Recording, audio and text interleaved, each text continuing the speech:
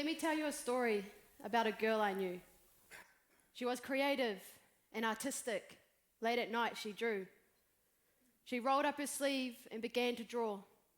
Splashes of red would hit the bathroom floor. She could add water just from blinking her eyes. Her canvas was covered with lots of lines. No one ever saw her beautiful art. She kept it hidden away in the dark until one fine day someone asked, "What caused the pain to create those scars?" She realized it was time to come clean. Unbelievable that someone was keen to hear her story and recognize her pain. From that day on, she never drew again. Mina Zavolt, Katerina Ivanovna Popovskaya, but I'm mostly known as Kat to a lot of people. I was born in Russia in 1991 and made ward of the Russian state as my mother was unable to care for me. I moved around to various orphanages for the majority of my early childhood. And then in 1993, I was adopted by my Kiwi parents. When my parents adopted me, they told me that when they first saw me on the cassette tape in Russia, playing in the orphanage, they instantly fell in love with me. They said I was really cute and I had the cheekiest smile. I was adopted within 24 hours, which happens to be one of the fastest adoptions in history. So I'm grateful and I'm thankful for my parents for adopting me and bringing me to New Zealand and allowing me to experience opportunities I know so many other Russian children would have only ever dreamed about. So the number one question I'm always asked is, will you return to Russia? And yes, at one stage I did want to return. Maybe go back and visit my orphanage or even adopt a child of my own. But unfortunately, over time, my answer has changed to a no. I don't want to return to Russia. My reason for that is that Russia happens to be one of the most homophobic countries in the world today. You can be fined for being gay. You can be arrested. You can be hunted. And you can even be killed simply for being gay. And well, if you haven't guessed already, I am gay.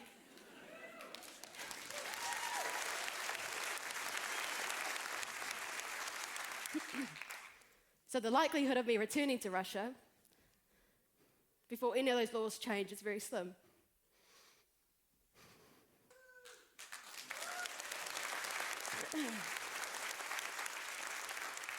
Now, I'm proud to identify as gay, I am, but it wasn't always like that for me. I attended a religious school in Tauranga for about 7 years, and I became quite sheltered from the real world.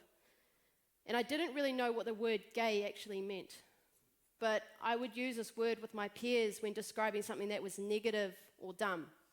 I would say things like, "That's so gay," or "Don't be so gay." But I didn't really know what the word gay meant until I went to America. After school, I traveled to America for work, and one day I was walking down the streets in Philadelphia with my friend, and we saw these two guys coming towards us holding hands. And I remember seeing the rainbow flag flapping in the wind above their heads. And I thought to myself, wow, I've never seen two guys holding hands in public before. But I had this sense of connection towards the rainbow flag and these two guys. And I wanted to know more. So when I went back to where I was staying, I did some research.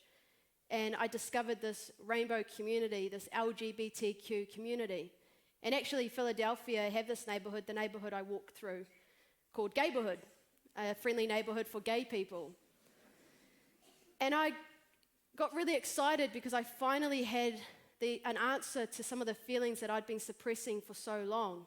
I wasn't weird, I wasn't sick, I was just gay. But all of a sudden, that excitement turned into fear and anxiety and confusion. Here I am on the other side of the world from my whānau, and I've just discovered that I'm gay.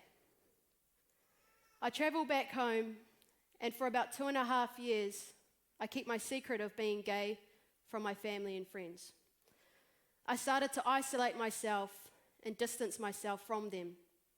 I would read hateful comments online, people telling gay people that they would burn in hell. And do you know what? I started to believe it. So one day, in the afternoon, alone in my room, I attempted to take my own life. Now, when you're on the verge of life and death after attempting to take your own life, there is one word that pops into your mind. It's a word so strong you'll never forget. It's extremely powerful, and it's called regret. The split second I tried to take my own life, I regretted it. I ended up seeing a psychologist in the psych ward. And here I am in this room. He's sitting directly opposite me with a notepad in one hand and a pen in the other hand, his glasses on the end of his nose, and he's trying to figure out why I just tried to kill myself. And I've got my parents right in the room next door to me. And one of the questions he asked me is, "Are you gay?" How do you think I reacted? My stomach dropped, and a rush of anxiety went through my body, and I didn't end up coming out to him. Fast forward a couple months later, I met with a psychologist that I really clicked with, and we started to unpack my life a little bit and explore my identity, and I ended up coming out to him. And one of the things he said to me was, "Kat, it's okay to be gay." And that's all I really needed to hear. I just needed someone to tell me that it's okay to be gay. See, in this case, I believe my psychologist used the language of acceptance. This then drove me and encouraged me to want to come out to my parents. Here we go. So I'm driving in the car and I pull over and flip open my cell phone to send a text to my dad. And I say, "Dad, I think I like someone." And so I'm waiting for his reply. I'm sitting there. Dad's a bit of an old man, so he takes a little bit of time to text back. He texts us back and he goes, "Cool, what's his name?" Question mark. In that moment of time right there, my biggest fear was that I would be rejected by my adoptive parents. The parents who traveled all the way to Russia to adopt me, who said that they fell in love with me, I feared wouldn't love me anymore because I was gay. But I had to be honest with myself. So I sent him back a text, and I said, "It's a her." And I waited, trembling, minutes which felt like hours. I finally get a text back, and he says, "Cool, what's her name?"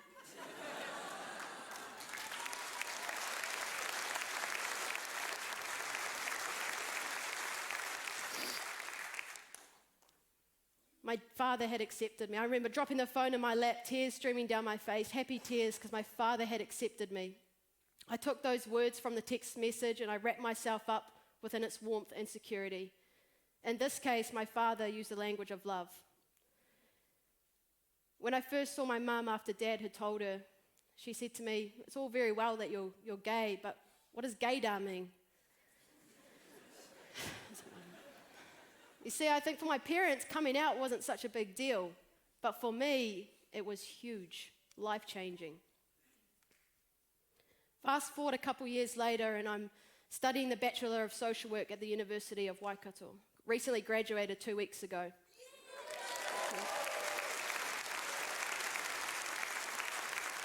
I now work at the university as a student support and advocate. But during my time while studying, I created one of the first ever LGBTQ support groups called Tauranga Pride. And my reason for this is that I didn't want to see another young person go through what I had to go through just to discover who they are. One member told me when he walks through the doors at Tauranga Pride, he forgets all the bullying and all the harm that he sustained that day at school and leaves it at the door and comes to a place of acceptance, understanding, and aroha.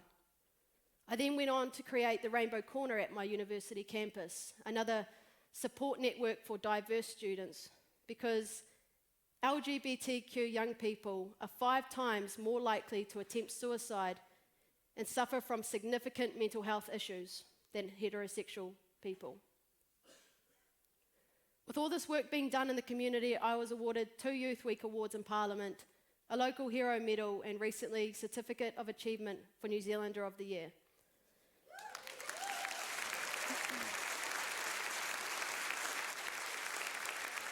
I went from being the girl who believed marriage was between a man and a woman, who thought that her country would hate her because of her sexuality preference. I was the girl who would sit in her room self-harming and reading hateful comments online, to the girl who is now standing before you as a rainbow warrior fighting for human rights and equality.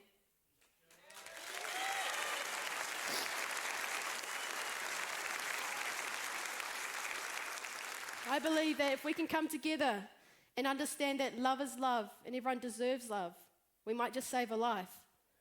I also believe that if we can become more aware of the language we use in our everyday lives regarding LGBTQ, then my poem would read something like this.